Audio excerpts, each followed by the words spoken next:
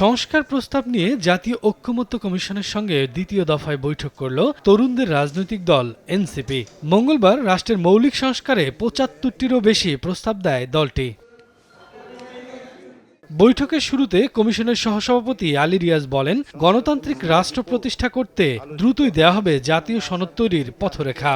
আলোচনা আনুষ্ঠানিক অনানুষ্ঠানিক বিভিন্নভাবে অগ্রসর হচ্ছে এবং তার মধ্যে দিয়ে আমরা চেষ্টা করছি একটি জাতীয় সনদ তৈরি করতে, যার লক্ষ্য হচ্ছে ভবিষ্যতে বাংলাদেশের একটি গণতান্ত্রিক রাষ্ট্র প্রতিষ্ঠার একটা পথরেখা তৈরি করা। পরে ব্রিফিংয়ে এনসিপি নেতারা জানান, সংসদের স্থায়ী কমিটির সদস্য হিসেবে বিরোধী দলীয় সংসদ সদস্য, জ্যেষ্ঠতার ভিত্তিতে প্রধান বিচারপতি নির্বাচন, স্থানীয় নির্বাচনে দলীয় প্রতীক প্রত্যাহার সহ মৌলিক সংস্কারে গুরুত্বপূর্ণ প্রস্তাবনা দিয়েছেন তারা। প্রধানমন্ত্রী সর্বোচ্চ 2 মেয়াদে থাকতে পারবেন।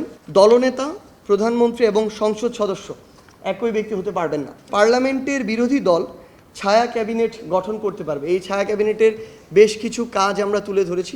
সরকারের সদিচ্ছা থাকলে সংস্কার ও বিচার দৃশ্যমান করেই নির্ধারিত সময়ে নির্বাচন দেওয়া সম্ভব বলে জানান এনসিপির সদস্য সচিব। সংস্কারকে অনিশ্চয়তার মধ্যে ফেলা হচ্ছে। আমরা মনে করি বাংলাদেশ রাষ্ট্রটিকে যদি ফেসিবাদী এবং স্বৈরতান্ত্রিক কাঠামো থেকে রক্ষা করতে হয়, তাহলে অবশ্যই মৌলিক সংস্কারের যে রূপরেখা সেটা বাস্তবায়ন করতে হবে।